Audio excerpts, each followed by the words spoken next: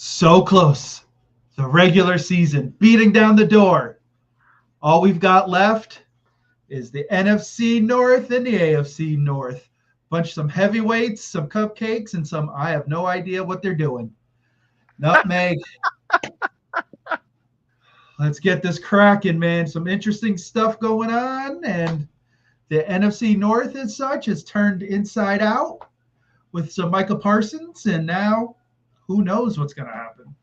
Yes, Bucks McGee, we are oh so close to the start of the season. But like you said, we do have some business to attend to first. And we will start off with those Packers of the NFC North because they are very, very topical right now with Micah Parsons coming over from Dallas. And the news came out late as far as maybe the Cowboys wishing they just spent a little bit more money here, or maybe it's just them saying, "Oh, by the way, we offered him a big deal." The report was $150 million. He obviously signed a $188 million extension with the Packers as soon as he got there. So, what's kind of the emotion, kind of post mortem from leaving Big D and going up to Lambeau? It finally bit Jerry in the tail. I think at this point, if the Cowboys can't look at themselves and say, you know what, we need a regular general manager, then I don't know what it's going to take. I understand the whole thing with Jerry saying he talked to Micah and we had a handshake deal. That doesn't work in the league. It's got to go through the agent. So when all that went down and things were said and the agent said, okay, well, we're not going to play that way, Micah could have stepped up and said, no, I talked to Jerry. This is what I want. But no, Micah said, all right, let's play the game. And Micah got himself out of Dallas. He wanted to be a Cowboy for life. We've all heard the stories about how he always wanted to be a Cowboy. This was what he wanted, his dream. I think what it came down to is Micah was like, hey, man, I don't think you respect me. I'm not Dak. I'm not CD. We either do it this way or I'm out. And Micah stepped up to the man, and the man lost. Oh, there's a song like that, and my brain's. I fought the law, and the law won. Yeah, well, the law didn't win this time. No. So then the Cowboys basically get 2 first-rounders, and you sit there and you're like, okay. I think probably if they had tried to trade him earlier, they probably would have gotten more. But of course, Jerry tries to spin it as, oh yeah, great deal. We've got some great pieces, and now we're ready to go. I think if you just traded him earlier in the offseason, you would have gotten a lot more because there were a lot of other teams that were interested. That's possible, but even for star player in the middle of his career, not like super early. He's been established for a few years now, and especially with these rumors of potential injuries headed into his new team, to get 2 first rounders is still a pretty good haul. Yeah, but he's a generational player. And he's just entering his prime. Just entering. He's only 26. He's just entering that. So you're going to get prime Micah for 4 to 5 years. You got to throw me in some second rounders. Let's be real. If you had said, all right, 2 firsts, 2 seconds, we're open for business. Dallas didn't have to deal him. They could have sat there and said, okay, we're going to franchise you. You're going to stick around. Now, Mike could have said, forget this. I'll sit. All right, Dallas moves on. But at that point, you've controlled it. I think Dallas cheapened. I think they got less than what they could have. And this is where it is. So now Jerry's got to try to save face and go on and be like, yeah, we're ready to go. No, Dallas fans know that this is a joke. Dallas fans are sick and tired of it, and I think you're going to start to see the revolt against Jerry soon. I think other free agents are going to say, that's how you treated Micah? I don't want to go there. Yeah, seconds and thirds could have worked An extra more first would probably be tough though. We might be long removed Yeah. from first. Exactly, like you weren't going to get a Herschel Walker haul. It was totally different time. But if you said, all right, start out with the 2 firsts, throw me some seconds and even a third, you can bundle that come draft night. Yeah. Like those second and thirds are valuable. Yeah. So, and hey, but if that's what Dallas wants and that's what Dallas said, okay, that's what Micah's worth. Okay. But now you have the issue with Micah's back. Yeah. Now there's this back issue. So did Dallas know? Well, Micah did say his back was bothering him. Did, Green Bay really do their due diligence? Because if Micah starts missing games all of a sudden, then yeah, Dallas got off easy with what they got. They fleeced them. I was gonna say got off easy. They made out like a bandit. You hope Micah's not feeling it. You hope it's not a bad situation. But if the back is as bad, as people are kind of whispering about, it's not a good. Green Bay's no better. Assuming best intentions, how does Micah improve this Packers defense, which was very, very young last year? Gives him a game record, man. Like literally, like the guy is unbelievable. You're getting sacks, you're getting pressures. It's going to help that secondary. Like if he's healthy, it changes that defense. More opportunities for turnovers. Like I like the deal for them. It really opens up the window for them as a Super Bowl contender. The window opens now because with Micah, you went big. You can't say, okay, well, in a couple of years, we're looking for a Super Bowl. You trade for him, you're looking to win this year. No, they definitely can't do that because they're without a first-round draft pick for a couple of years. So, like you said, the window is fresh and ready to jump through. Exactly. So now the question is, as long as he's healthy, the sky's the limit.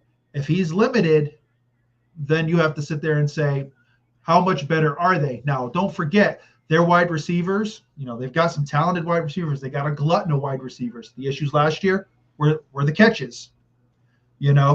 Christian Watson's on, IR right now. It's going to be interesting to see what Green Bay does. They're young, they've got talent, but can they put it all together and can Micah be healthy? Yeah, and Jaden Reed is their number one, but not your conventional number one. Datavian Wicks is a good player, but certainly a wide receiver 3 or 4 on most other teams.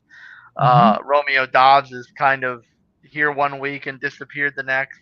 So there's definitely some issues there. And then, of course, the biggest question is we keep waiting for Jordan Love to make that next jump. And, Micah Parsons' injuries notwithstanding, Jordan Love is another player whose injuries have followed him a little bit too. Yeah, no, definitely. But with him, it's also decision making. There are times where he seems like he's got it all together and he's there. Then there's times where I think he tries to make plays where he shouldn't. There's a costly interception, can't convert on a timely third down. So this is now the time they signed him, gave him the big deal. He's got to be the guy now. The time of the potential is over. Like you've arrived, they've given you the money, now you've got to deliver. It's one of those things where you don't necessarily got to go for the big shot. You don't have to show off the big arm. No one's asking you to be Brett Favre. Sometimes you got to take the short throws and, extend a drive instead of trying for the home run shot.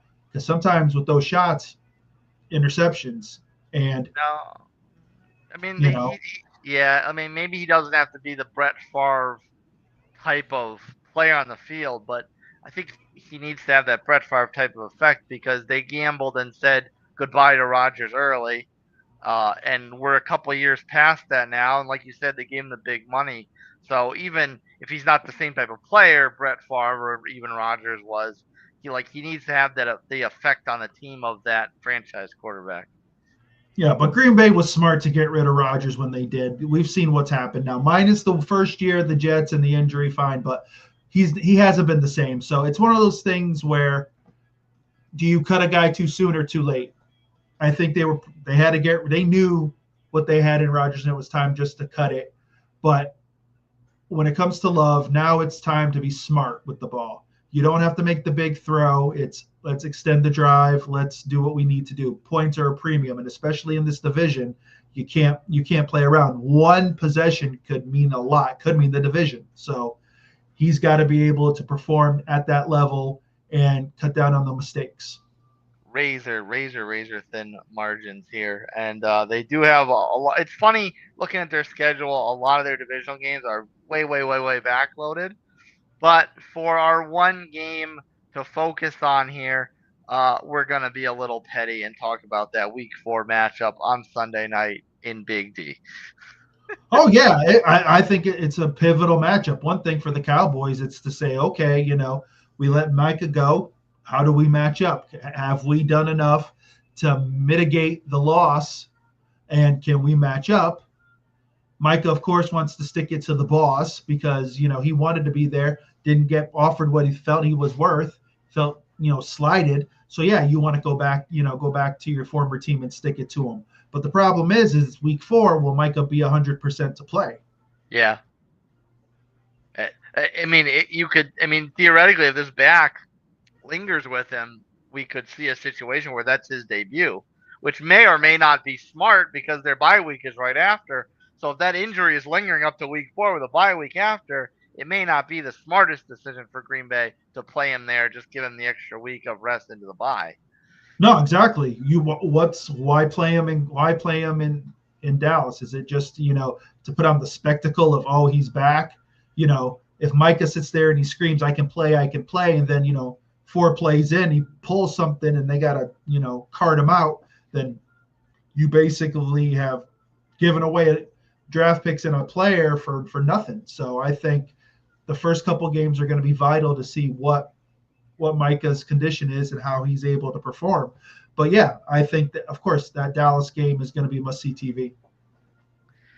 Moving on to the rest of the competition in the NFC North, we'll go next to Minnesota, because Minnesota very much changed the guard. They caught lightning in a bottle, rejuvenating Sam Darnold's career last season, and then they just as quickly say goodbye to Sam, send him off to Seattle, and hand the reins over to young JJ McCarthy, who didn't even get a snap last year. He got injured in the preseason, or in training camp. I think it was the preseason, if not training camp, not even into the regular season. And they are saying, okay, kid, the ship is yours.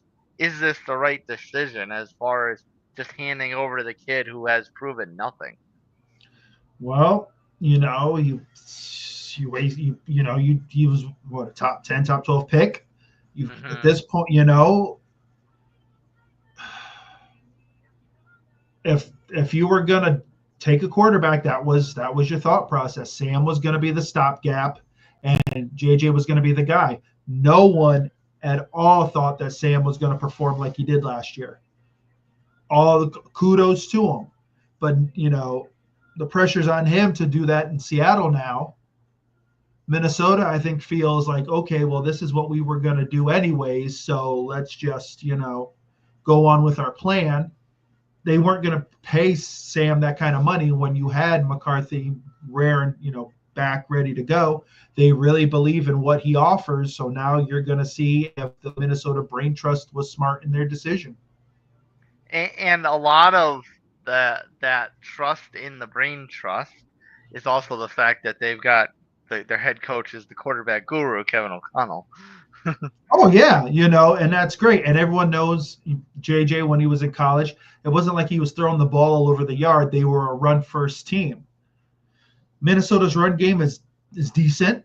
Aaron Jones is a solid back. He's not flash. It's not like it's Saquon or Derrick Henry. He'll get you yards, but I think there's going to be a lot more on JJ than it was in college. So we're going to see how he performs as more of a thrower. And my note with the weapons is, you mentioned Aaron Jones. They've also got Hawkinson, who hopefully they get a full season out of. Mm-hmm. They've got Addison, who's early suspension, but he'll be back before the season's a quarter over. And then they've got the other JJ, Justin Jefferson, who, all-time talent in his own right. That is a lot of prime offensive talent in their prime to be presented to this very young, very green quarterback. So you'd almost think like there could be an impatient factor with the weapons if JJ takes a while to get his feet under him, because these offensive weapons, they're the clock's ticking for them. They're ready to go. They want to win.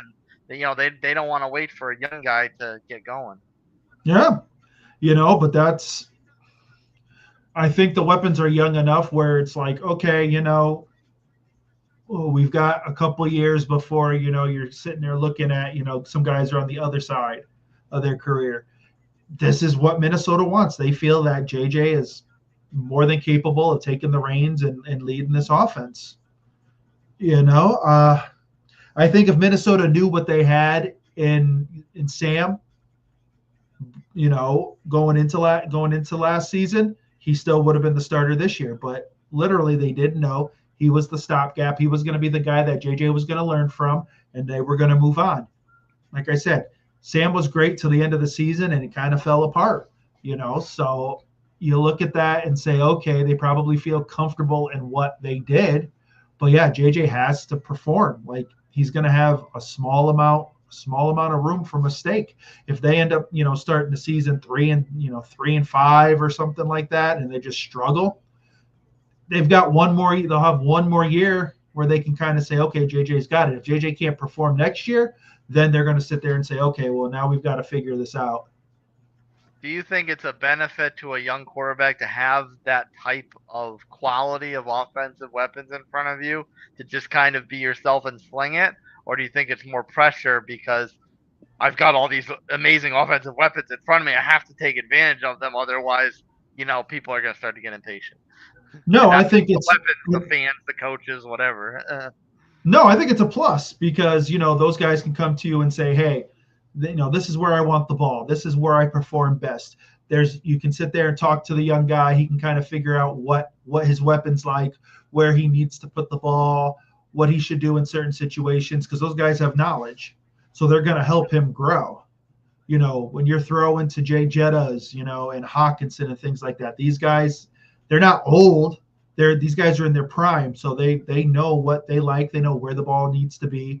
They can help with the process. And like you said, he's got the quarterback whisperer for a coach, so he's going to help him out. So he's in a good situation. I think he just needs to be himself and not try to do too much. Like, don't try to sit there. Don't try to be Sam. He needs to be JJ. Throw the ball when he can. If he's got to tuck it a bit and run, he can scamper a little bit. Do that. But he's got to be smart. If he can do that, this team might not be putting up 30-plus points a game. But if they're winning, putting up 25, 27, then Minnesota, I think, is going to take that. Who in that situation is the party that needs to be the proactive party? Is it the weapons, the receivers, and the backs who are veterans that like you said, can go up and say, this is where I want it, this is where I'm comfortable, we can have success with this because they've been through the trials and tribulations? Or is it on the quarterback as the face of the franchise, as the leader in the huddle? Is it on the quarterback to be proactive and go up to the weapons, the receivers, and say, where do you want the ball? I think it's a bit of both. I think especially this is his first year. I think he does need to speak up a bit, but I think, you kind of need to, earn a bit of that as well. But yeah, he can go up to Jay Jettas and be like, hey man, on this route, I'm thinking the ball needs to be here. Where do you want it? They sit there, they talk about it, they come up with an idea of where they think the ball should be. You have those collaborative efforts. Okay, on this play, Hawk, you're running this out. Do you want me to put it here? Do you want me to put it inside? Where do you want it? Because then he's getting more comfortable in game because, let's be honest, he has no real in-game experience. So this is all going to be learning on the fly. So if he knows that early, okay, Hawk, when he runs this route, put the ball there. Jettas, he might flash me, a little signal. Okay, I know he's going to try to, take it over the top a little bit. He's got his guy beat. I know I got to put the ball up there. There are these things that he's going to learn. It's important for the vets to tell him these things, but it's also, JJ's job to say, hey guys, this is the play I see. I think the ball should go there. He's got to be able to speak up. Now, our game or stretch of games to focus on for the Vikings are 8 of their first 9 after the bye week. Now their season starts off, I don't want to say easy, but easier than most. I mean, they get the Bears, the Falcons. They do have to play the Bengals, but I guess early on is when you want to play the Bengals. The Steelers and the Browns both overseas. But after that bye week, if they don't get off to a fast start, it gets brutal after that bye week. They come back and they host the Eagles. They have to go out on a short week to play the Chargers. They have to go to Detroit. They come back home to face Baltimore and Chicago. Yeah. Um, Back-to-back road games against the Packers in Seattle. They host Washington, and then they go into Dallas. So 8 of 9 out of the bye week against theoretical playoff contenders / Super Bowl contenders. They really need to get off the fast start because that's a brutal stretch. Oh, it is. And, it's easy for us to sit there and look at the schedule and go, think ahead of this, that, and the other thing. They can't, especially with a young quarterback. They've got to take it a week at a time. There's going to be some growth. There's going to be some growing pains.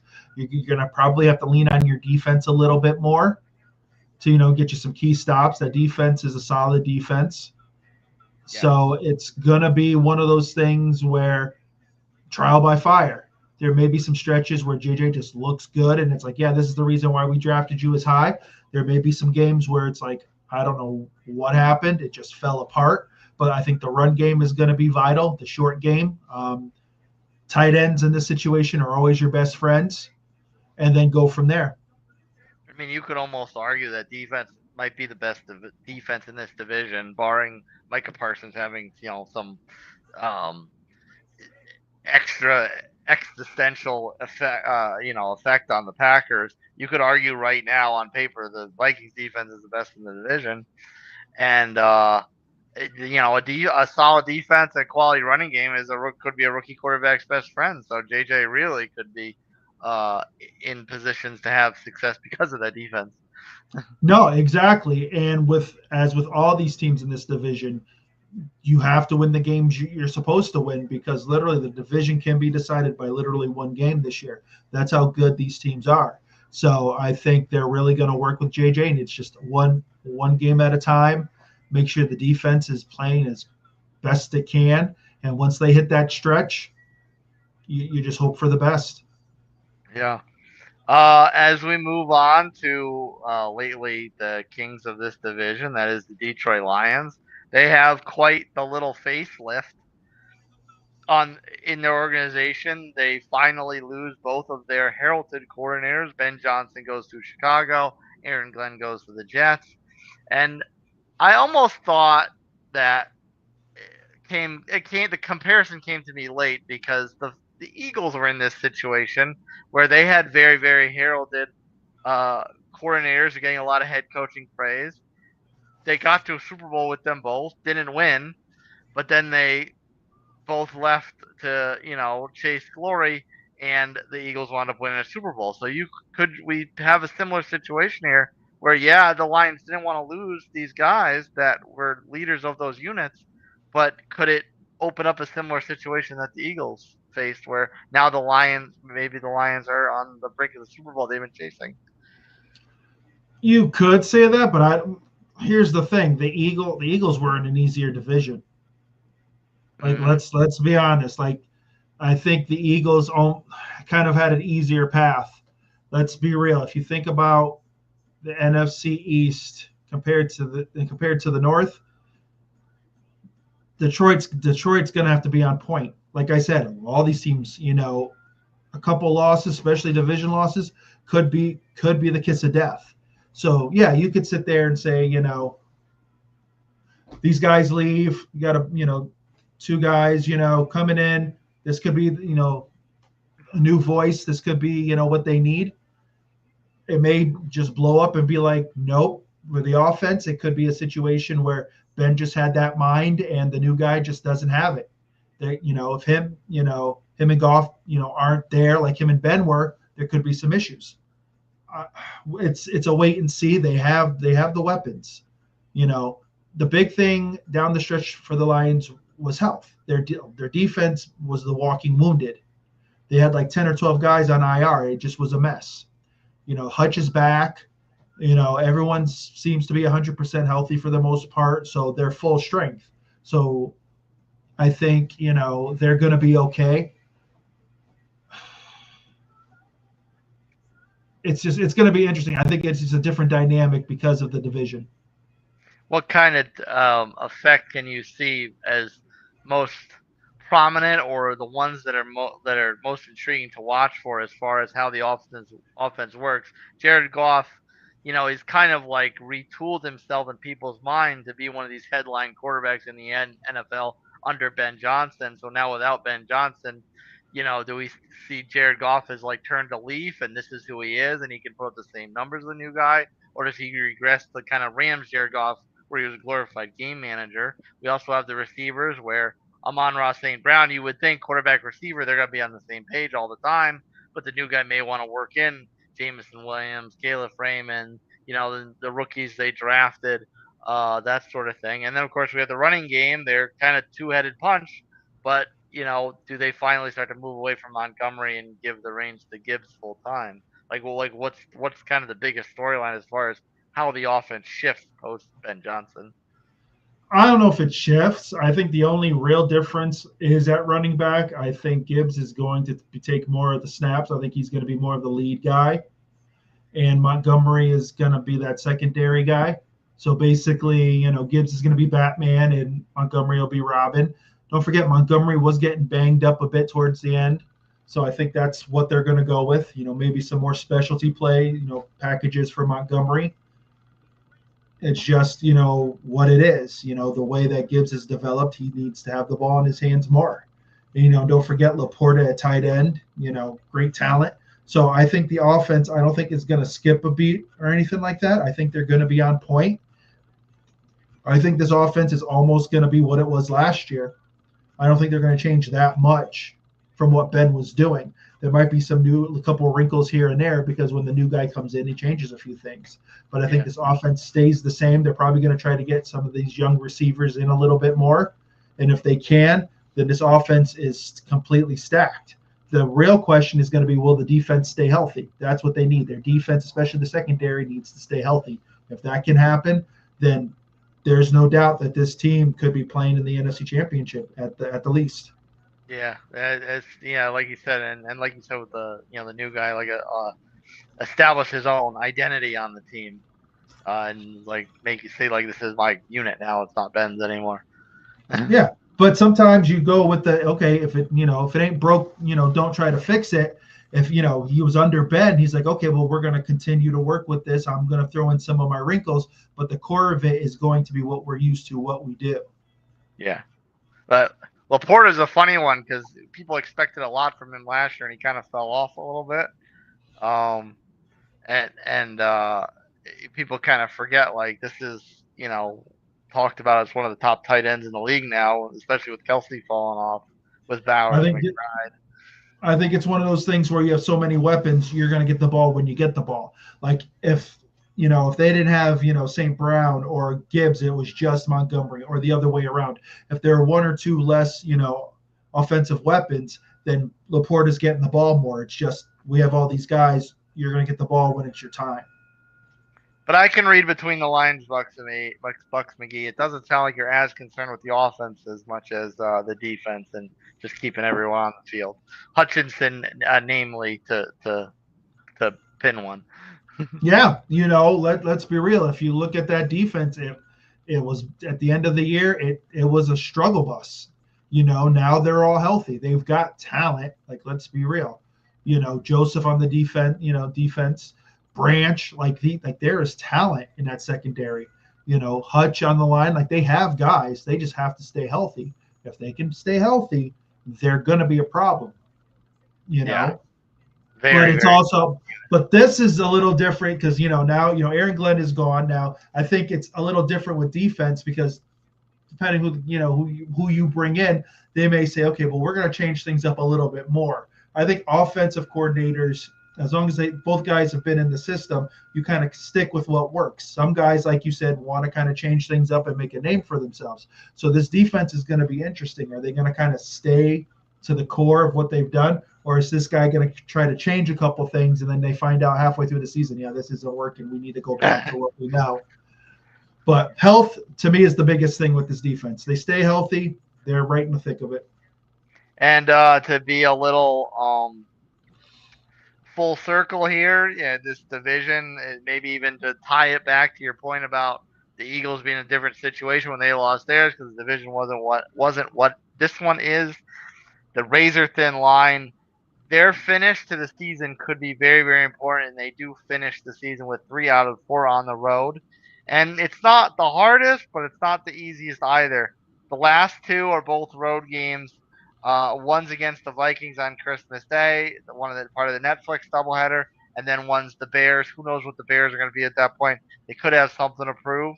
The 2 preceding games, the one home game would be the Steelers, and then the previous game also on the road out in LA against the Rams.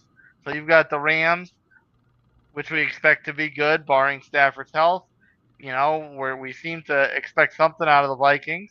The Bears have some potential, and the Steelers, but they're still the Steelers. So this could be a very tricky finish for the Lions. Those 4 teams could be playing for their playoff lives during those 4 weeks. So, it's easy to say, oh, well, they're not playing the Ravens or they're not playing the Chiefs, so this should be easy. Those 4 teams are the type of teams that could end a season for you, especially the Bears. Let's say the Bears just, for some reason, just can't get it right through the 3 quarters of the season, and then, again, catch fire towards the end and, end up playing spoiler. Ben Johnson's going to want to stick it to him. He may love Detroit, but he's going to want to make his mark. So there you go. These 4 teams could be dangerous because they're wounded, but they still have a chance. And that's the one. Those are the teams you don't want to play those last couple of weeks. If you honestly want a team that literally has no chance and is just there just for the paycheck, that doesn't need anything to prove. When you have those teams that maybe fell short of expectation but have won 3 of 4 and kind of want to go into next season on a high note, those are the kind of teams you got to watch out for. Which you would think the Lions would be very, very aware of that, given that they were that team with nothing to play for and ruined Aaron Rodgers' career in Green Bay. True. But you know what? After a couple of years of dominance, you kind of forget. You don't want to forget where you came from. I think Coach Campbell will keep that in their minds. Remember where we came from. But you do get those teams who kind of forget. We sucked, and now all of a sudden, the last 3 or 4 years, we've been elite. So we don't have to remember the bad times. Sometimes you got to remember where you came from. And like you said, these teams may not be the Ravens or the Chiefs. Oddly enough, the Lions play both of those teams in the first 6 weeks. When you want to be the best, you got to take the best, and that's what it is, man. Oddly enough, the other side of this undernote here is, of course, the Ben Johnson effect, and he leaves and goes to Chicago, where now he gets a new toy to try and mold in Caleb Williams, who had, to say the least, a rocky rookie season, but now he's got the genius behind him. So what can we expect from this new marriage between Caleb and Ben Johnson? I don't know. I really don't know. And it's not on Ben Johnson's side. It's just Caleb Williams. I don't know. Like there's just this feeling of, I don't know if he was more hype than talent. Like he's got talent, but it's like you see him play and there's just some things that are like, the biggest issue with him is that he needs to learn to throw the ball away. He still thinks he's in college and can scramble, running back 15, 20 yards and turn something into nothing. You can't do that in the league. Unless you're Lamar, you can't do that. It's rare. It's nearly impossible. You can't do that. You got to throw the ball away and live to play another down. And I think Chicago has the pieces. Chicago has talent. It's just whether Caleb can guide this offense. I think the defense will be solid. I don't know if it's, as a group, they're good. I don't know if there's really one guy where I'm like, that Chicago defense, wow. But as a group, they play well. They're a solid defensive unit. Offensively, they've got weapons. They've got pieces. It's just whether Caleb can take that next step. Is some of the doubt with Caleb Williams, is it solely based on his inconsistent rookie season, or is it a little bit overshadowed by the fact that his contemporary in the draft, Jaden Daniels, was such an ace out of the pocket? Well, that plays a point, and of course it does. When you're picked one, and then the next guy behind you lights it up and takes his team onto the verge of the Super Bowl, they're looking and saying, "Okay, well maybe we should have went with door number 2." But that's what, and that's sometimes the problems with college because depending on who you play, you could play 7 Division III teams, and then you play 1 or 2 Division 1s, and you're looking great, and you're putting up these gaudy stats. People are like, "Wow, man, that guy's incredible." You put him on the field with guys who, Division 1 guys who have been there, and this guy looks ordinary. So it comes down to the growth. Has Caleb grown this offseason, and said, "Okay, I got to take that next step. I got to do the little things to be great." Because if he starts out and he's struggling, people are going to start to say, "I don't know if he's the guy." Bucks McGee on to the other North, the AFC North. You could argue Woo! You could argue that. I mean, we've got 2 Super Bowl contenders right in this division. 1.5. 1.5. 1.5. 1.5. I can't trust the Bengals. Which one's the half? It is right now, the Bengals, because it ain't Pittsburgh right now. It's the Bengals. It's whether the Bengals can get out of their way the first 5 weeks of the season. Yes, and that is the principal topic as we start this discussion with the Cincinnati Bengals. Of course, they are always off to that slow start, and they're not quite Dallas level with figuring out contracts for the players, but they didn't exactly make this a smooth offseason either. I mean, they took care of Burrow a couple years ago. They took care of Chase last year. Higgins finally got paid, and they dinked and dunked with Trey Hendrickson. They finally gave him a nice little raise, but did not long term. I don't know, man. I think they're almost on par with Dallas. You have Trey Hendrickson there. No, let's be real. Trey Hendrickson, 17 sacks 2 years in a row. The guy's an absolute beast. My opinion, I understand your quarterback wants what he wants. So you throw all this money into the offense. Your defense has been horrible, but you're like, you know what? We'll score 42 points, but our defense is going to give up 49. Great. Because the only thing keeping your defense afloat was Trey Hendrickson. Now they've drafted better than, from what, things that have been said, you look at it, their defense has seemed, especially in the secondary, has seemed to have gotten a little better. But the first thing they should have done was, all right, Trey, what do you want? I don't think Trey Hendrickson wanted to be the most paid guy. I think he wanted to be in line with those guys, which he very well had the right. He should have made more than TJ Watt for sure. We're all in, mind you, and TJ Watt's great, but Trey Hendrickson has been incredible the last 2 years. So I would have said, I'm not paying him Myles Garrett money, but I'll pay you more than TJ Watt because you're still in your prime. If this is what you're going to give me in the next couple of years, 12 to 17 sacks, thank you. But, the Bengals are just, that organization is just a mess. They're bad all the way around. They're horrible. Like they get voted like the worst conditions by their own team. Their cafeteria, this and that, they're just bad. And so it literally took Trey Hendrickson just walking around on the sideline saying, I'm not playing. I'll be here, but I'm not playing. And then they finally decide, you know what? We're not going to re-sign you to a contract. We're just going to do a 1-year deal, give you some more money, then see you later. So you're going to let 17 sacks walk out the door after this year because he's not coming back. He's not coming back. Yeah. So, yeah. Especially if he has no restrictions of any kind in negotiation. Nope. He's like, see you later. So this is like Dallas North. Yeah. When it comes to the Bengals. They have to go ahead. Where do you think they should have moved the money around? Like considering they already paid Chase, should they have kept some of that money from T. Higgins and gave it to Trey? Should they not have paid Burrow as much as they did? I mean, Chase is kind of a hard one to argue not paying him. Well, no. Where should they have moved this money around? No, you paid Chase, but you're telling me you couldn't find a quality receiver that was similar to T. Higgins in the draft. Right. There were some free agents you could have picked up. Yes, mind you, T. Higgins is a quality talent. But if I know that my defense is that bad and the one guy who basically keeps it all together is ready to walk out the door, you got to pay the defense. Now, if Joe gets mad about that, then oh well, Joe, I paid your number one guy. Yeah. But listen to me here. You want a chance at a Super Bowl? We need a defense. It's not the little Giants out there. We need something. Yeah. I mean, so I feel like, Joe, if you want to throw 50 touchdowns every year, great, that's wonderful. But like that's a quite a bit of pressure to carry on your shoulders and have nothing on the other side. yeah, exactly. You want to score 42 points, but you want to lose 52 to 49 or whatever, then fine. Then we'll do that. But that's because that's what you wanted. There needs to be a point where they say, you know what, this defense needs to be a focal point. And it really wasn't.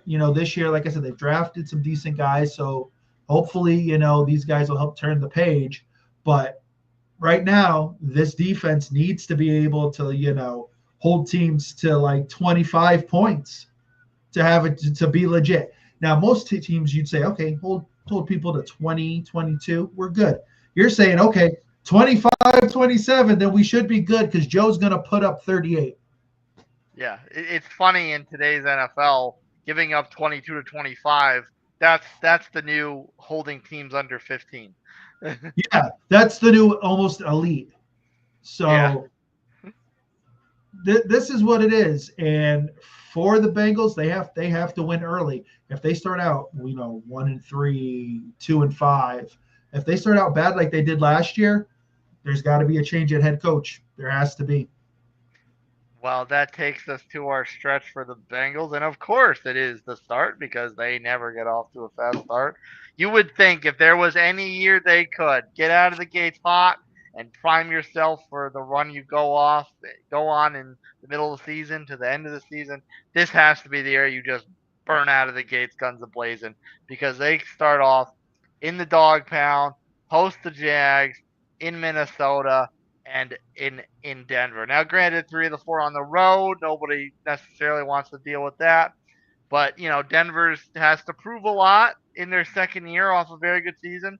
Minnesota's got a lot of transitionary question marks. And the Jags and Cleveland are obviously not, exactly in the best of situations. Will Cleveland be this year's Patriots for the Bengals? That's right. Because don't forget, week 1, New England somehow pulls off the upset and starts the tailspin early for them. Yeah, right. I'm telling you right now, for Bengals fans, week 1 is going to be the most watched game.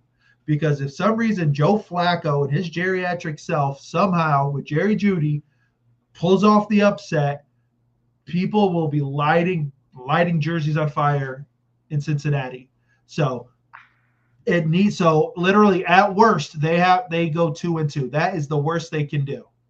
I'd argue that would be more embarrassing than that Patriots loss because as someone that had the unfortunate privilege of watching Joe Flacco play quarterback recently, that man has nothing left in his arm. If he somehow puts up any kind of respectable numbers against the Bengals defense, which, as we know, is not exactly the hardest defense to put up respectable numbers against, but if Joe Flacco were to somehow put up a respectable game against the Bengals, that is absolutely unforgivable. Right now, I'm calling it Joe Flacco, week 1, 2 touchdowns, 275. Throwing it up there. That's horrible. That's pitiful. 275 for Joe Flacco. That is a 500-yard for any other quarterback. It's week 1. He's gonna be feeling his best. After that, it's a downfall. But no, and that's it. I think the Bengals, to really start off the season, need to put their foot on the throats of the Browns, and literally it needs to be like a 38-13 type of game. Like they just need to own it from beginning to end. Because if there's any doubt and any slip up, week 1, hell is going to break loose in Cincinnati. They cannot be any worse than 2-2 the first 4 games.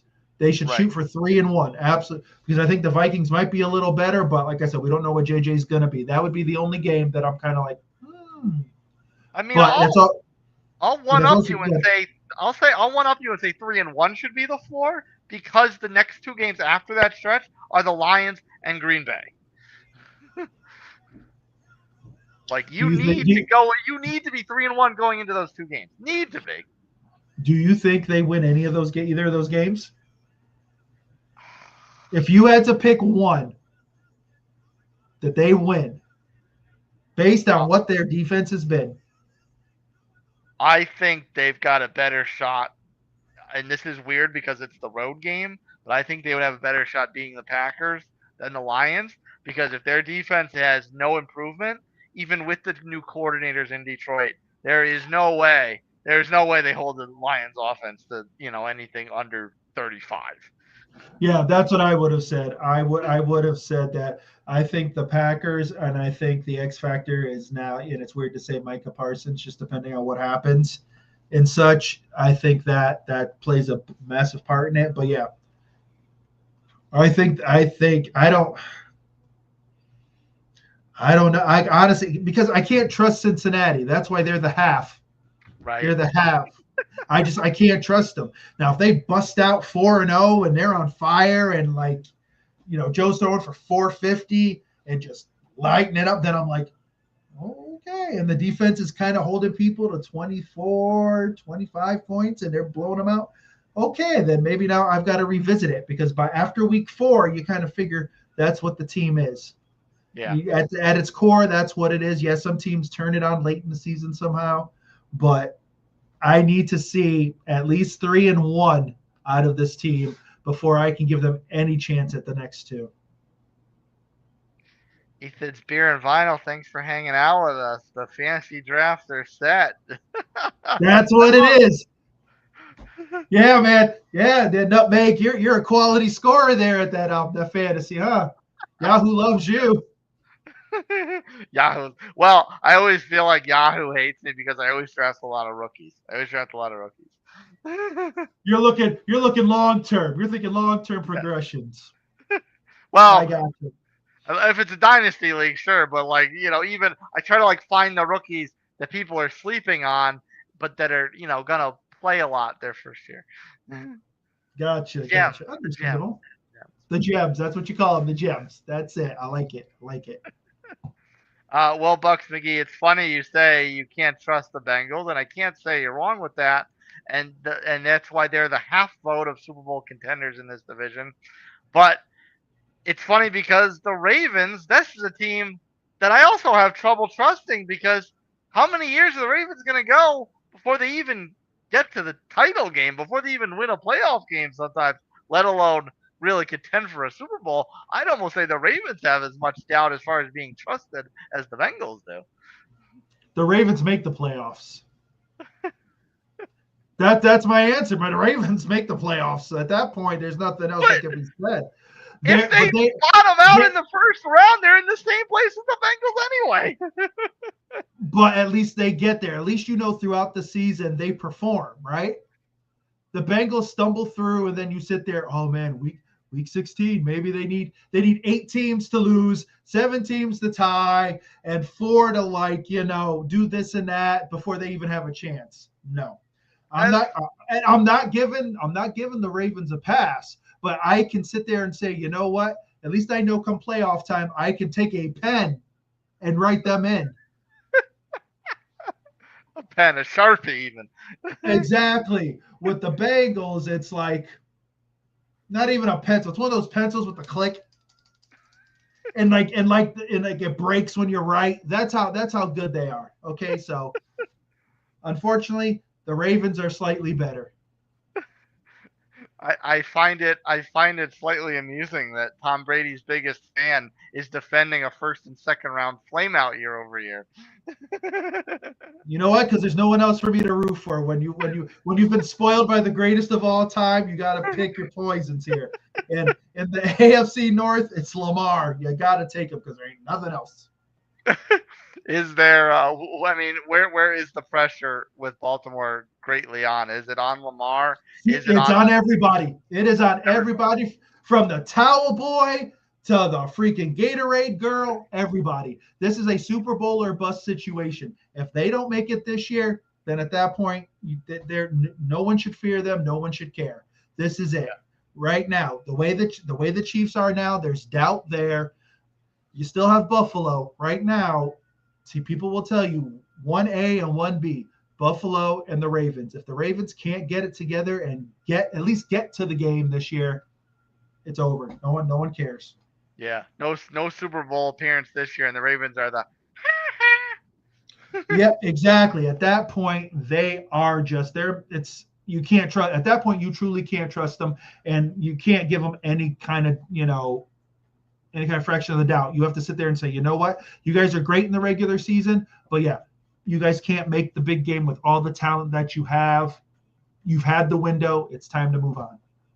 A lot of what kind of got people thinking that last year was the year is the rejuvenation of Derrick Henry. He showed that he still has something left in the tank, kind of a little bit of the fountain of youth. Not that he's particularly that old, but he's certainly not on the right side of his career. But they ran him a lot. Do you think there's anything? Do you think Derrick Henry can come anywhere close to repeating last year, or did they kind of spend the man early in that first year? What turned out being all for naught? No, I don't think Derrick Henry at any point in the last 3 or 4 years declined. When it came to Tennessee, they just were a bad team. Let's be honest, the quarterback play was horrible. So, yeah, you were going to run Derrick more. And then there were points where they were so bad that he just wasn't, it's like, why even run him? Put some guy. At that point, they were looking towards the future because they knew that they were not going to compete. So I think they did Derrick the favor and said, you know what? It's time to let you go, man. Like you would do that with a player that's given you everything and then some. If you know your franchise is nowhere near anything and you got Will Mayo Levitz there and it's just a hot mess, you just let it go. No, I think he's going to be just as good as he was last year. No doubt about it. The guy is a physical freak of nature, and as long it's with any running back, you stay healthy, you're going to put up the numbers. And the way that this offense is set up and the weapons they have, it's a situation of what? Do you sit there, load the box, and concentrate on Derrick? Lamar's going to run for 120 yards. It's just this offense has the pieces all over the place. They just, for some reason, it's either a dropped pass, a toenail, out of bounds. They have just hit the bad stretches, bad luck. So now is this the year where that bad luck disappears and now it's time for them to step up and finally break through? Yeah. And a lot of that bad luck in the past has also been noted to them being the infirmary team of the NFL, but most of that was J.K. Dobbins, who is now gone. So when you look at this, the weapons in front of Lamar, aside from Derrick Henry, you've got Rashad Bateman, who has been a little bit of a home run threat and not much else. You've got Zay Flowers, who's very, very good, but can be a little inconsistent. Mark Andrews, another consistent member of the infirmary. Isaiah Likely, consistency issues. Maybe had some trust issues with Lamar because as soon as Andrews was healthy, Lamar went right back to Andrews. So, what do we expect from the weapons on the Baltimore roster? If these weapons are healthy, that offense is incredible. It's a situation where they have to decide: is Isaiah Likely the heir apparent to Mark Andrews? Yes, Mark Andrews is getting old. He's kind of getting into that Travis Kelce phase where, the guy can still produce, but he's not in his prime. I think Mark Andrews is still a quality red zone threat. But Lamar has so much trust in him. It's one of those things where your quarterback, you've played with a guy so long, you trust in him. He knows what you do when you do it, and he's always been there. So it's kind of hard to move on to somebody else when your gut just tells you, oh, we've run this play hundreds of times. I know what he's going to do. This is where I need to go.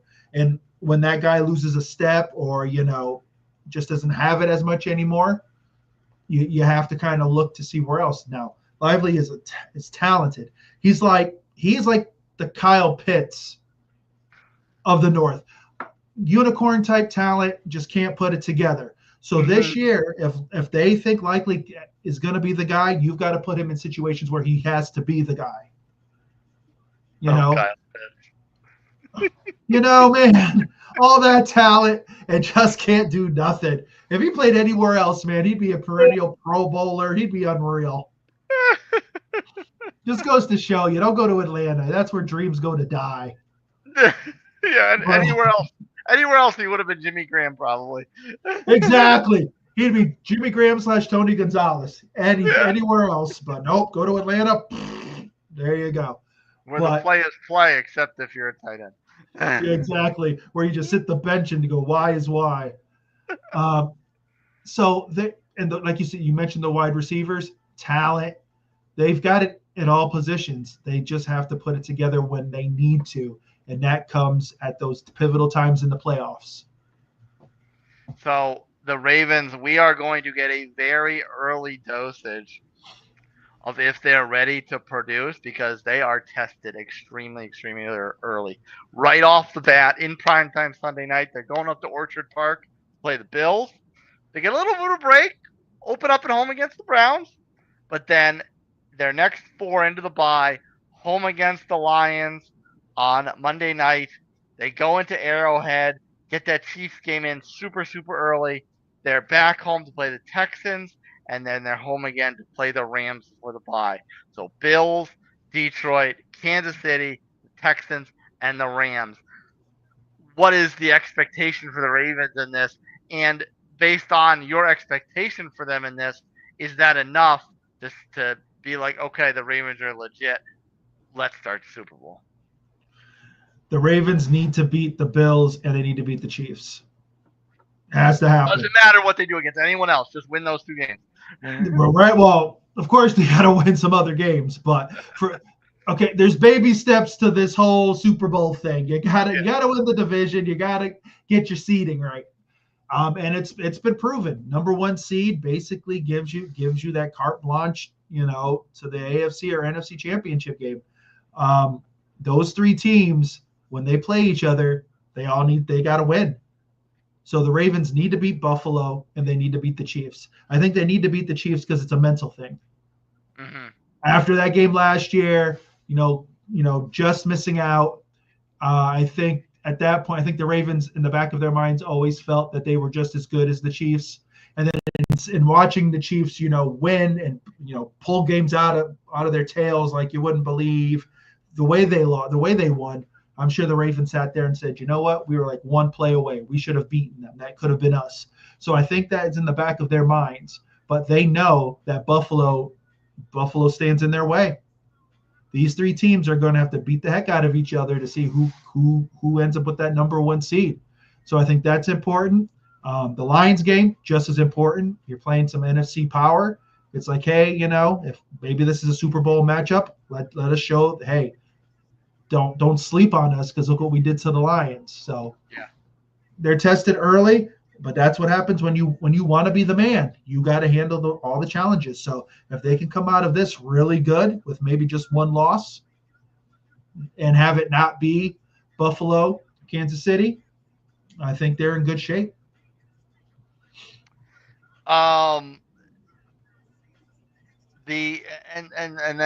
Another note is the fact that their principal divisional rival is the Bengals, and they play them twice in a 3-week span, weeks 13 through 15. So, and obviously that is the time of year where you probably do not want to play the Bengals. So not only do they have to play the Bengals during that stretch of time, but you also have to play them down the stretch when divisional games matter. And they play the Steelers in between them, and they play the Steelers again to close out the season. So that's 4 divisional games in 6 weeks. Got to win them. You have to win them. Like I said, we don't know what Pittsburgh's going to be. When it comes, like you said, to the Bengals, they're usually at that point coming on strong. But it may also be a situation where the Ravens are just clicking on all cylinders and cannot be stopped. Now, we talked about the Bengals, and they have Trey Hendrickson for 1 more year. But is the rest of that defense going to play up to par? Is it going to still fall apart? Can their secondary handle the wide receivers of the Ravens? Can they stop Derrick Henry? Like, there's a lot of weapons. So it's going to be interesting. Can they stop Lamar from running? Lamar will take off in a heartbeat. Like, it's going to be interesting to see how these teams in this division develop as we get to week like 12, 13. Because at that point, it's the final push. So you're either in it or you're just sitting out there playing out the stretch. I don't know. It's going to be interesting. But, yeah, The Ravens, I'm sure, would like to sweep the Bengals. The Bengals may steal one, but it might be a situation where the Bengals are sitting there and don't have enough firepower, have lost a few games with the they shouldn't have as their MO. Who knows? And real quick before we move on, I remembered where I lost my train of thought. Does it matter how they potentially beat Kansas City and Buffalo? Or is a win a win? Just get out of there with the dub. I always say, as long as you're 1 point better, doesn't matter how it happens.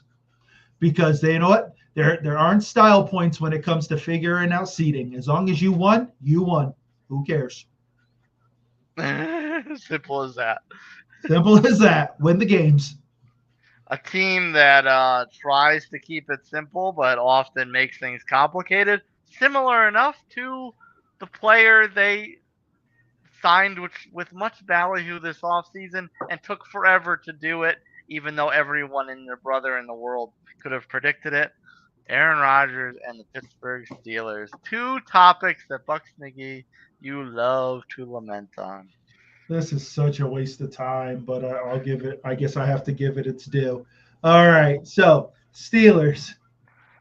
I don't get it, man. I don't get it, man. I don't understand why you don't draft a quarterback. Try to bring him up and just do it the right way. So you sit there, you let Aaron Rodgers treat you like the girl who it reminded me of a 90s rom-com where like the jock wants to asks the nerd girl out, and it's like the nerd, or the nerd girl hears that the jock wants to ask her out, and she's waiting and waiting and waiting and waiting, and then finally the jock asks her out, and they have their little romance. That's what the Steelers were. The Steelers were the nerdy girl because they were like, "Hey, Aaron, you want to come play with us?"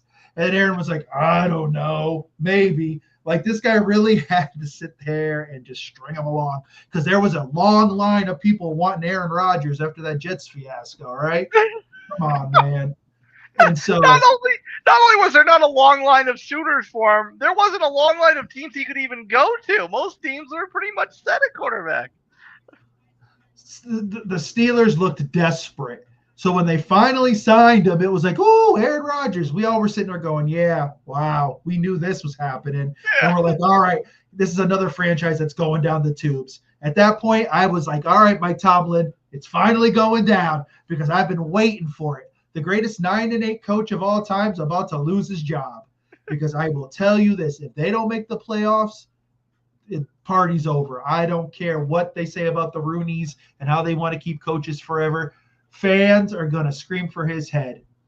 Aaron Rodgers better be Aaron Rodgers of 2020, 2019. He better be great because that's the only way this is going to work. And it's weird as far as like what they've retooled around Rodgers because I guess the biggest headline acquisition besides Rodgers was Jalen Ramsey. They bring him in, another on the defensive side, but another kind of diva with a ego case about him. Then they swap out number one receivers, George Pickens out, DK Metcalf in. Those are two guys that kind of equally wore their way out of town. Najee Harris is gone. You drafted this kid, Caleb Johnson. You still got Jalen Moore, so there's not really a big improvement there unless Caleb Johnson is a wonderkin. You bring in Jonnu Smith, but you still had Pat Freiermuth, so did you really need an upgraded tight end? Like, I'm not really sure how all these improvements were necessarily improvements. Aaron Rodgers is going to be the new Chad Pennington, the greatest 15-yard passer of all time. Because if you're loading up on tight ends like that and such, come on. Like, this, honestly, this offense doesn't. I can't see them putting up 35 points a game or something like that. I cannot see this team going head to head with the Bengals or the Ravens when both teams at peak, point for point. No, they brought in Jalen Ramsey because they're hoping that this defense is going to shut guys down and keep it to like 20 to 18 type game, 20 to 17 type games. That's what they're hoping for. They're hoping Aaron can, maneuver this offense, not make too many mistakes. They're not looking for high powered. Pickens didn't want to be there. Pickens was malcontent. They were like, all right, we can get rid of him. DK, I don't know why, really leave. I guess, maybe he wasn't happy in Seattle. I don't know. there was all those little murmurs and such. But this Steelers team, the run game, like you said, is suspect. There's nothing that's like, wow. So is like Warren going to get the ball 25 times for 90 yards? Ain't that great? Ain't that really less than 4 yards a carry? Like, what is this offense going to be? It's going to be a slow, drag it out, and hope that your defense can get some turnovers. Now, if Watt gets hurt, Cam Hayward gets hurt, that's going to hurt this defense. I just don't trust them at all. But they need to win more than 9 games for Tomlin to stick around, in my opinion. Yeah, and DK Metcalf was also a little bit of a malcontent towards the end of his stay in Seattle. And if you're right as far as Rodgers just being short and medium routes, that's not DK Metcalf's game. He wants to go down the field and burn people and go up over the top and bully them. So if Rodgers can't get the ball downfield to him, that's going to be a locker room issue too. And we already know Aaron Rodgers can't deal with locker room issues. I know there were some times when he was with the Jets that old magic showed up and he was able to roll out and kind of, flick it, but this isn't Aaron Rodgers of young, of lore. So what is he going to be? We're going to find out. And I'll tell you now, if he struggles early, Clark Kent is getting the ball. Mason Rudolph is getting the ball. Who should be starting, dang it, Mason Rudolph. And they the room for error, the margin for error is also a lot smaller for Rodgers in this division, because at least when he was with the Jets, you had to deal with the Bills. You probably, the way things played out, you weren't going to catch the Bills, but you had the Patriots who were growing, having growing pains, and you had the Dolphins to dump on with all their injuries and inconsistencies. You don't have that here. You got the Bengals and the Ravens. Okay, you got 2 games against the Browns, but the Browns play the Steelers tough all the time. It's seriously, right now, people are picking you to be the 3rd best team in this division, which means no playoffs. You're right. Like you're not, at this point, you're not a playoff team. So unless the Bengals literally fall off a cliff and some other stuff happens, you're 3rd best. You might be 10-7 and not make the playoffs. Whoop-de-doo. Yeah, so Tomlin gets to keep his job. Aaron Rodgers gets to limp on out, and there it is. So what did the Steelers do? Nothing. This team, to me, is no better than it was last year. If you're a Steelers fan, I don't know what you're excited for. I don't know. And for them to have any kind of hopes at that 10-7 no playoff result, they need to get off to a fast start.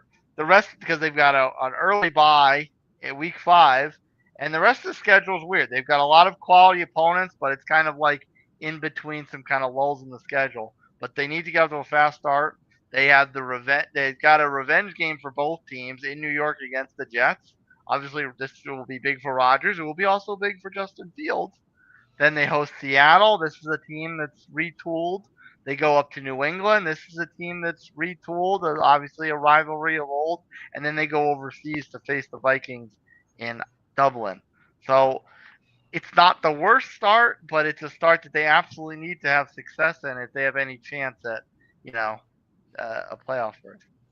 Yeah, and if you look at their roster, you're sitting there going, how many of those games are you like, yeah, the Steelers are taking them. I'm pulling out my towel and waving it. Yeah. How many of those games do you feel that? You feel like that? If I'm a Steelers fan, I'm like, I don't know, man. New England might put it on me. Drake May might all of a sudden say, oh, here you go. Stephon Diggs has a rebirth. Right. At least for 1 week. It's not good. Like this offense is mediocre. You're hanging your hat on this defense, and this defense is getting old. So I don't know, man. I don't know. I think what's going to happen is they're gonna stay 500 and then hope they can catch a stretch where they can win a couple games. But they've got to look at other divisions and hopefully, maybe somehow there's a wild card in their future, because they're not getting it out of their own division. Yeah, and I look at the rest of the games, and I mean, like you said, how many teams can you look at and say, oh yeah, I've got confidence the Steelers will win that. I mean, other than the hopes of a snowstorm in December where they can just kind of the Dolphins just can't seem to get their wits about them. I don't see any other game in the second half again other than the Browns, but the Browns always play Pittsburgh tough. I don't see any other opponent over the rest of the schedule that they're significantly better than. No. And so you sit there and say, okay, so are they going to have any kind of offensive surge? Is this going to be something different? Or are they going to just try to muddle their way through and just hopefully get a turnover here and there and pull out wins? This team I don't have trust in them. Well, like you said, you felt like you had to pay note to the Steelers even though you didn't want to. There is another team in this division that we have to pay note to even if we don't really want to. And that is welcome to the dog pound, boys and girls. Where not even the dog pound where they can have 3 quarterbacks, 4 up till a couple weeks ago, and still not know who's going to be the starter. One of the worst run organizations I think I've ever seen in my life. I just don't get it. I don't get it. I've never seen a team so inept in drafting a quarterback. Literally, I want one of those jerseys with all the lists of the names on them just to wear it, just for fashion sense. I just want one. And to that point, they have the opportunity, if these two don't work out, to add two names from 1 year to that list. Okay, you bring in Joe Flacco because Deshaun Watson is gone. He's just there. They make it sound like, oh, he's working out, he's getting better. No, you guys are dropping him as soon as he can clear a waiver.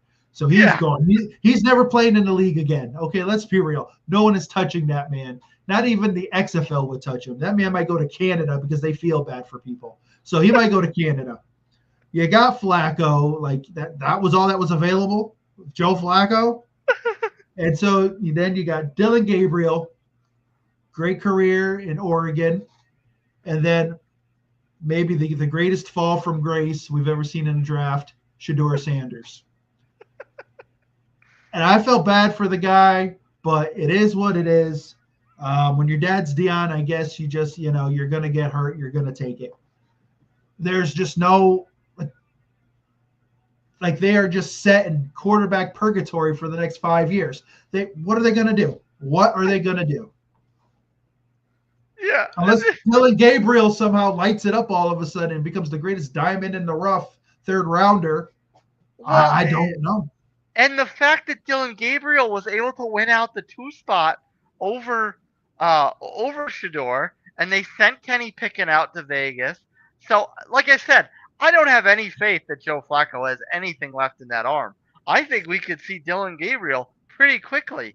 And if he's got any kind of respectability, I think that's a very, very bad sign against the future of Shedeur Sanders. I don't care how much talent he has. Disrespect Kenny Pickett. He's a Super Bowl winning quarterback. He is a Super Bowl winning quarterback. That's some disrespect right there. But, it's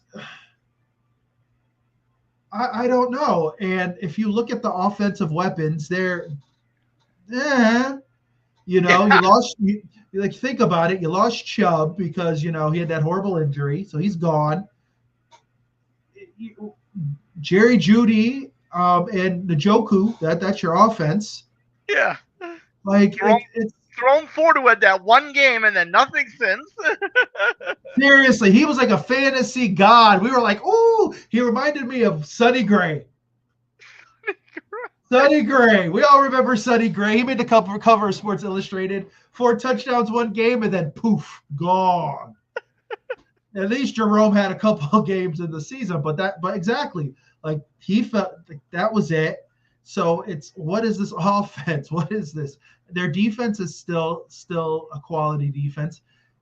Myles Garrett is a joke. I don't want to hear anything about it, Mr. I want to leave. I want to play for a contender, but you throw me $40 million and I'm staying. You okay? I can't take you seriously, man. You have all the talent and I can respect that. But you sit there and you complained about not being a winner. They give you 45 million and now you want to stay? I want to give you an opportunity to have a little moment right here because you can bring this back around to being the curse of Baker Yeah, huh? Let's go back. You guys draft Baker, right? Number one. But you guys believed that OBJ was what OBJ's word against Baker Mayfield. So you ship Baker off because he's bad and blah, blah, blah. Now look at you. Every day, people in Cleveland wake up and see number 6, and you guys cry, cry, cry, cry. And I thank you for it because he's a bad man. That's what Cleveland gets. You have something good and you ruin it. You just don't know how to take care of it. You're like a kid who you buy a high expensive toy for, breaks it, can't do anything, but that kid will play in the cardboard box for hours. You guys are the cardboard box kids. I can't handle it. I don't understand it. I'm surprised Denzel Ward is still there. I feel bad for that man. That man is an elite cornerback, but for some reason he believes in Cleveland. You all are good people, but when it comes to football, y'all just can't get it right. They mistreating Denzel Ward like they mistreated Joe Thomas. All-time Seriously. left tackle. Denzel Ward is going to be the new Joe Thomas. He's going to be there forever. Cleveland forever. What did he get? Nothing. But he loved you people. So I can respect that. But there is a point to where you've got to say, we got to be able to draft a quarterback. How many number 1 picks do you need to get it right? Like, know what you need to do? Literally, just have a poll and let people vote because your scouts can't get it right. Yeah. So you guys are going to muddle through. You guys will probably win 6 or 7 games. I don't think they're a 2-win team. I think they'll maybe win 6 or 7. They might pull off an upset somewhere. But this, again, next year we'll be having the same conversation. You're going to bring Aaron Rodgers in because Aaron Rodgers wants to play one more year because Joe Flacco's arm's just going to fall off. It's done. It's done. It is done. Thank you. Cleveland needs to fire their scouting team like Baltimore needed to fire their conditioning team. There's just no sense to it, and you feel bad for Cleveland fans because they just want a team, and they just want a dog in the race, literally. Yeah. And they can't get it for whatever reason. But yeah, Deshaun Watson, he was the guy, huh? We don't need Baker. Deshaun Watson's the guy. Yep. Thank you. We appreciate that. Yeah. And everyone's going to get plenty of opportunity to realize just how bad these decisions are right out of the gate, because the only positive here is 3 of the first 5 are at home, but those 5 games are against the Bengals, the Ravens, the Packers, the Lions, and the Vikings. Damn, you guys are going to go 0-5 right off the bat? Damn. Wow. No. You'll beat the Bengals because that's what the Bengals do. I'm going to give you the Bengals on that one. History says the Bengals lose that early. No, but like that's bad, dude. Like the NFL doesn't like you guys to have that kind of schedule. No, that's rough. Like you just hope they have to play mistake-free football, and they're gonna have to hang their head on their defense and hopefully can manufacture some points. But this is gonna be a long season. It's gonna be between them and the Saints for the number 1 pick. Kevin Stefanski is gonna be the head coach most pitied by fans around the NFL. Everyone is gonna feel bad for this man. They're like, he's like begging to be fired. He's like, man, just get rid of me, man. Let me out. I'm a good coach. Let me out. Like, seriously, I'll be a coordinator somewhere. Just let me be happy. Let me smile again. Because I'm sure that man hasn't smiled in years. Like, it's sad, you know. And like I said, I feel bad for the people of Cleveland because, you know, it's the Browns, you know, the history. Like, they should be perennial playoff type team. They should be in it week 16, week 17, and it's sad. It really is. But this is where you guys are at. Maybe Dylan Gabriel becomes the guy. Maybe it gets so bad that Shador somehow wins you a couple games. He could be the new, you know, Jameis Winston for you guys, give you guys some hope, some dreams, but I think it's going to be a long one for you guys. Rah in the locker room. That's Bucks, McGee. Speaking of smiles returning, kickoff is soon upon us in a mere couple days. So, sir, take us off air with your final thoughts on these North division? Well, if you're in the NFC North, it's gonna be rough, man. It's gonna be a hell of a year. Teams are gonna be beating the hell out of each other. Whoever is left standing, good luck. But that division is legit. I'm impressed with the talent. We'll see what happens. Bengals, do you guys want to start the season? Do you guys know the season starts in September and not in like late October, beginning of November? Ravens, this is your chance. If you guys want a Super Bowl, this is it. That's all I can say. And Cleveland, we love you.